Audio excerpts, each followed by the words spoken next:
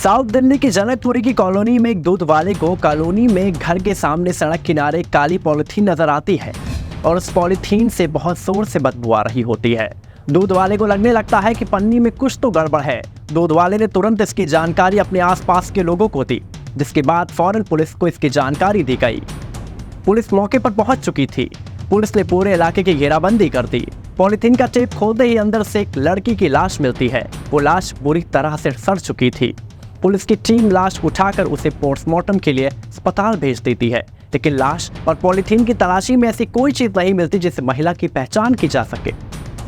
अब पुलिस ने जांच पड़ताल शुरू की। पुलिस ने देखा कि जहां लाश मिली वहां पास में ही सीसीटीवी लगा हुआ था। पुलिस ने मौके वारदात के आसपास तमाम सीसीटीवी कैमरे को खंगालना शुरू किया। कैमरे में सफेद रंग की एक सेंट्रो कार जिसका नंबर GL4CAQ9281 वो कॉलोनी की गली में आती है और जाती दिखाई देती है। कैमरे में कार के साथ साथ कार का रजिस्ट्रेशन नंबर भी कैद हो जाता है। इसी रजिस्ट्रेशन नंबर के सहारे अब पुलिस कार के मालिकों की तलाश करने लगती है, जिसके बाद पुलिस एक कार डीलर के पास पहुंचती है। मगर पुलिस जब कार डीलर के पास पहुंचती है तो पता चलता है कि इसी महीने के पहले हफ्ते में एक लड़की ने कैश देकर ये गाड़ी खरीदी थी।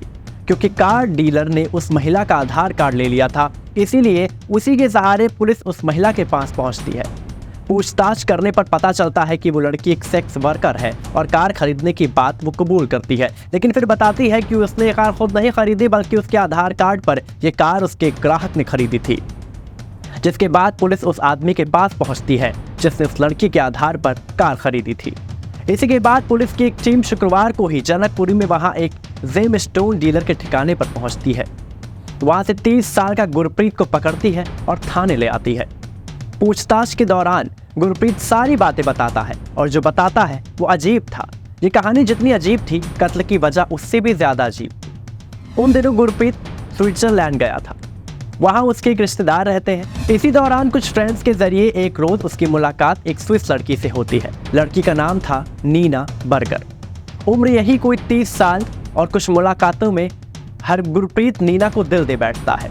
इसके बाद वो उससे मिलने स्विट्जरलैंड कई बार जाता है। आखिरी बार जब वो नीना से मिला तो उसने अपने दिल की बात कह दी। तब नीना ने गुरप्रीत को बताया कि वो पहले से ही रिलेशनशिप में है। ये बात गुरप्रीत को बहुत बुरी लगी, लेकिन उसने नीना पर यह जाहिर नहीं किया। लेकिन दिल्ली लौटने के पहले उसने नीना को भारत आने का इन्विटेशन दिया।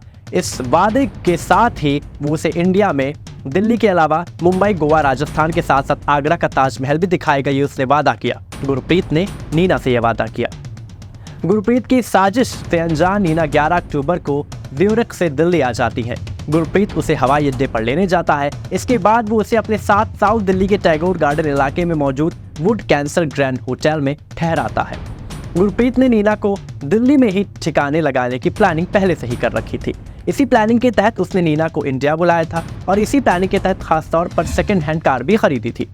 गुरप्रीत ने अगले हफ्ते तक इस कार में नीना को अलग अलग जगह घुमाया।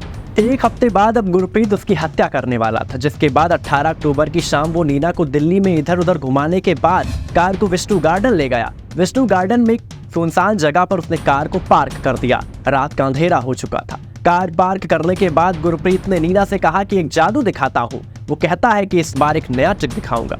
क्योंकि नीना पहले भी होटल में ये खेल खेल चुकी थी, लिहाजा वो इसके लिए फौरन तैयार हो गई। गुरप्रीत ने उसके हाथ और पांव जंजीर से बांध दिए। नीना को आंख बंद कर लेके कहा। इस बार जब नीना ने अपनी आंख बंद की तो गुरप्रीत ने मौका देखकर दोनों हाथों से बेबस नीना का गला घोंट दिया और उसकी मौके पर ही मौत हो गई। जिसके बाद खूनी गुरप्रीत नीना की लाश को वहीं छोड़कर भाग जाता है। लेकिन 2 दिन बाद फिर से वो वहीं जाता है और देखता है कि गाड़ी से बदबू आ रही थी। तभी वो उसकी लाश को पन्नी से बांध देता है और फिर कार को लेकर इधर उधर भटकने लगता है। बाद में तिलक नगर की एक गली में उसे फेंक देता है। जिसके बाद पुलिस नीना के होटल के कमरे की तलाशी लेती है। वहां पुलिस को पता चलता है कि नीना स्विस नागरिक है। इसके बाद पुलिस इसकी जानकारी भारत में स्विट्जरलैंड की एम्बेसी को देती है। फिलहाल के लिए इतना ही।